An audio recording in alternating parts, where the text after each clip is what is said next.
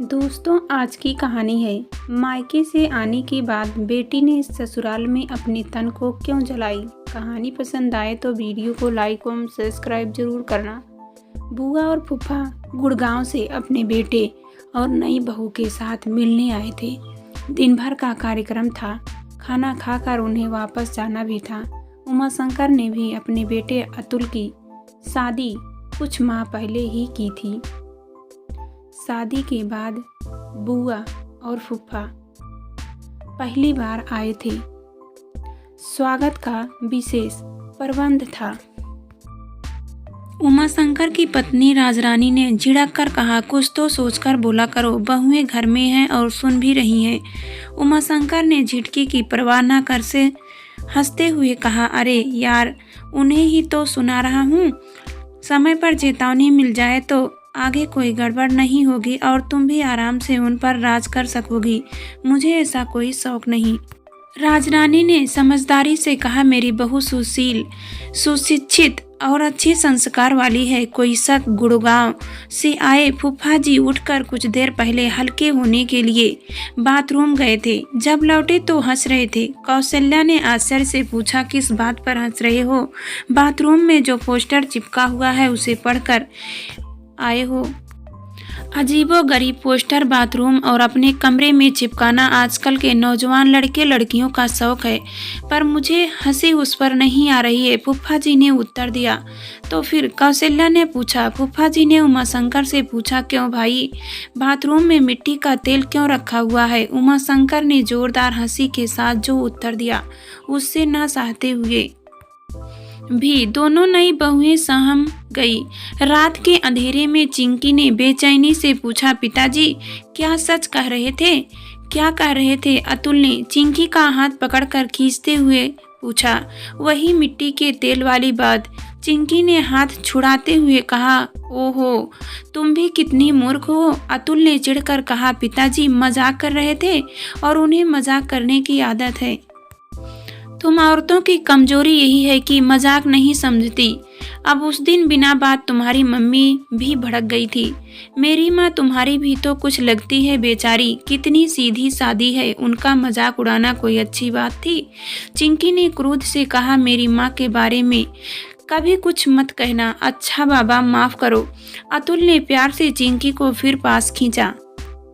अब तो चुप हो जाओ। मैं चुप कैसे रह सकती हूँ? चिंकी ने शंका से पूछा, बताओ ना, क्या पिताजी सच कह रहे थे? अब अतुल चिढ़ गया, खींच कर बोला, हाँ सच कह रहे थे। तो फिर? और यह भी सुनो, इस घर में पहले भी 3-4 बहुएं जलाई जा चुकी हैं और शायद अब तुम्हारी बारी है। चिंकी झिटक कर दूर हो गई। उस रात समझौते की कोई गुंजाइश नहीं थी। अगले दिन सब कुछ सामान्य था, क्योंकि सब अपने अपने काम रोज की तरह कर रहे थे। कोई तनाव नहीं। सब कुछ एक बदबू के झोंके की तरह उड़ गया था।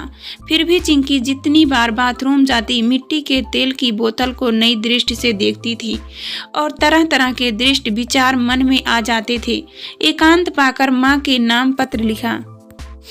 सारी बातें विस्तार से लिखी कि शादी में कहीं दहेज में तो कोई कमी नहीं रह गई, लेने देने में तो कोई चूक नहीं हो गई। अतुल को तो किसी तरह मना लेगी, पर ससुर के लिए आने वाली होली पर सूट का कपड़ा और सास के लिए कांजीवरम वाली साड़ी जो जानबूझ कर नहीं दी गई थी, अब अवश्य दे देना। हो सके तो अतुल के लिए सोने के चैन और सास के लिए कंगन भी बनवा देना। पता नहीं कब क्या हो जाए। वैसे माहौल देखते हुए ऐसी कोई आशंका नहीं है। ऊपर से सब का व्यवहार अच्छा है और प्यार से रखते हैं। पत्र पढ़कर माँ घबरा गई। मेरा मन तो बड़ा घबरा रहा है। माँ ने कहा, आप जाइए और चिंकी को कुछ दिनों के लिए ले आइए। अब ऐसे कैसे ले आएं? पिताजी ने चिंता से कहा। चिंकी ने किसी की शिकायत भी तो नहीं की। ले आने का कोई कारण तो होना चाहिए। हम दोनों का रक्तचाप ठीक है और मधुमेह की ही शिकायत नहीं है। कोई हंसने की बात है? माँ ने आंसू रोकते हुए कहा, कुछ तो बात हुई होगी जिससे चिंकी इतना परेशान हो गई। जो कुछ उसने मांगा है वह होली पर दे आना। मेरी बेटी को कुछ हो न जाए। कुछ नहीं होगा, तुम बेकार में दुखी हो रही हो, पिताजी ने कहा। उमाशंकर जी को हंसी मजाक करने की आदत है। दहेज के लिए उन्होंने आज तक कोई शिकायत नहीं की। आदमी का मन कब फिर जाए कोई कह सकता है क्या? आप समझाकर अतुल को एक चिट्ठी लिख दीजिए, माँ ने कहा। मैं ऐसा कुछ नहीं करूँगा, पिताजी ने दृढ़ता से कहा। हाँ, तुम चिंकी को जरूर लिख दो, कोई चिंता की बात नहीं है, सब ठीक हो जाएगा। माँ ने नाराजगी से पति को देखा और चिंकी को सांत्वना का पत्र लिखने बैठ गई। होली आई तो अतुल और चिंकी को घर आने की दावत दी। दामाद का खूब सत्कार हुआ, कुछ अधिक ही। चिंकी ने माँ को अलग ले जाकर पूछा, आपने सूट का कपड़ा और साड़ी खरीदी? नहीं, तेरे पिताजी नहीं मानते, कहते हैं कि फालतू देने से लालच बढ़ जाता है। फिर कोई मांग भी तो नहीं की। हाँ, अतुल के लिए सोने की चैन बनवा दी है, माँ ने प्यार से कहा। माँ, बस तुम भी? चिंकी ने निराशा से कहा। भुगतान तो मुझे ही पड़ेगा। आपको क्या बेटी ब्याह दी, किस्सा खत्म? क्या अखबार नहीं पढ़ती, टीवी नहीं देखती? हर रोज बहनों के साथ हादसे हो रहे हैं। बेटी, तेरी सास ससुर ऐसे नहीं हैं, माँ ने समझाने की कोशिश की। ठीक है माँ, चिंकी ने गिरते आंसुओं को थाम लिया। जब बेटी और दामाद को विदा किया तो ढेरों मिठाई और पकवान साथ में दिया। हजार रुपए से टीका भी कर दिया। अतुल ने विरोध किया। मम्मी जी, इतना सब देने की क्या जरूरत है बेटा? करना तो बहुत कुछ चाहते थे, पर अभी तो इतना ही है। सास ने कहा, तुम सब खुश रहो, यही मन की इच्छा है। मम्मी जी, आपका आशीर्वाद है तो सब ठीक ही होगा। अतुल ने जल्दी से कहा, अब चलें, देर हो रही है। उमाशंकर जी और अपनी मम्मी को हमारा आदर सहित प्रणाम कहना। पिताजी ने कहा। ससुराल आने पर चिंकी बाथरूम गई तो मिट्टी के तेल की बोतल को अपनी जगह पाया। पता नहीं क्या होगा। सास ससुर को शिकायत का कोई अवसर नहीं देगी। वैसे धीरे धीरे अतुल को रास्ते पर लाना होगा। जल्दी से जल्दी दूसरा घर या तबादले का प्रबंध करना पड़ेगा। मन में किसी एक कोने में आशंका का दिया जल रहा था। छुट्टी का दिन था, रात को चली थी। अतुल किसी काम से बाहर गया हुआ था। अचानक घर की रोशनी चली गई, घोर अंधेरा छा गया।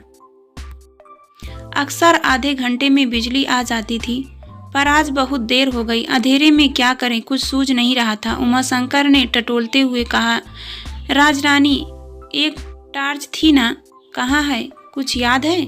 आपकी मेज की दराज में है, राजरानी ने कहा। पर उसका क्या करोगी? बैटरी तो है? नहीं, बैटरी लीक कर दी गई थी तो फेंक दी थी। उधर रसोई में टटोलते हुए और कुछ बर्तन इधर उधर गिराते हुए राजरानी बड़बड़ा रही थी।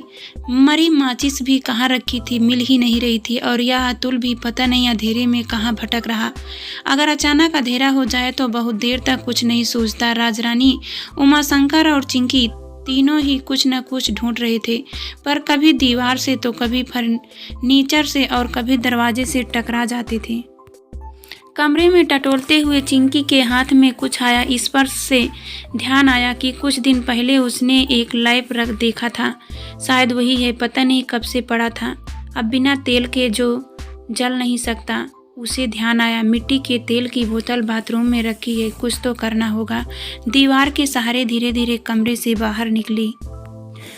पहला कमरा सास का था, फिर टीवी रूम का, आगे वाला बाथरूम का। दरवाजा खुला था, कुंडी नहीं लगी थी। एक कदम आगे कमोड था। बोतल तक हाथ पहुंचने के लिए कमोड पर पैर रखकर खड़े होना था। चिंकी यह सब कर रही थी, पर न जाने क्यों उसका दिल जोर से धड़क रहा था।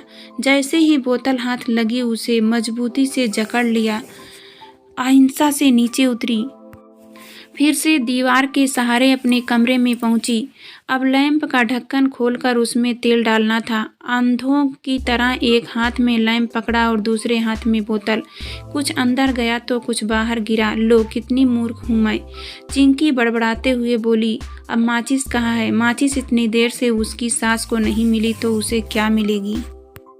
सारी मेहनत बेकार गई। अतुल तो सिगरेट भी नहीं पीता। तभी चिंकी को ध्यान आया कि पिछले माह वह अतुल के साथ एक हॉस्टल में गई थी।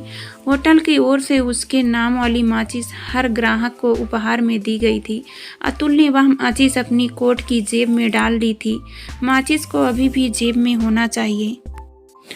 जल्दी से तेल की बोतल नीचे रखी और कपड़ों की अलमारी तक पहुंची। सारे कपड़े टटोलते हुए वह कोट पकड़ में आया। गहरी सांस ली और जेब में हाथ डाला। माचिस मिल गई। वह बहुत खुश हुई। जैसे ही जलाने लगी, बोतल पर पैर रख लगा और सारा तेल गिर कर फैल गया। उमाशंकर ने पूछा, राजरानी, मिट्टी के तेल की बदबू कहाँ से आ रही है? क्या तुमने तेल की बोतल तो नहीं गिरा दी? अरे, मैं तो कब से यहाँ रसोई में खड़ी हूँ, राजरानी ने कहा। मरी माचिस ढूंढ रही हूँ। अब छोड़ो भी माचिस वाचिस, उमाशंकर ने कहा। यहाँ आओ और बैठकर बिजली आने का इंतजार करो। चिंकी ने माचिस जलाई और गिरी बोतल को हाथ में उठा लिया। उमाशंकर ने लाइट की चमक देखी तो चिंकी के कमरे की ओर आए और वहाँ जो नज़ारा देखा तो सकपका गया। झट से दौड़ कर गए और चिंकी के हाथ से जलती माचिस की तीली छीन ली और अपने हाथ से मसल कर उसे बुझा दी। लड़की तू कितनी पागल है, उमाशंकर ने डांट कर कहा। तू भी जलती और सारे घर में आग लगा जाती। तभी बिजली आ गई और सबकी आंखें चौंधिया गई। चिंकी ने जो दृश्य देखा समझ गई कि वह कितनी बड़ी भूल करने जा रही थी। घबरा कर कांपने लगी। उमाशंकर ने हंसकर उसे झूठी सांत्वना दी। मरने की बड़ी जल्दी है क्या? और चिंकी को जो शर्म आई वह कभी नहीं भूली, शायद भूलेगी भी नहीं।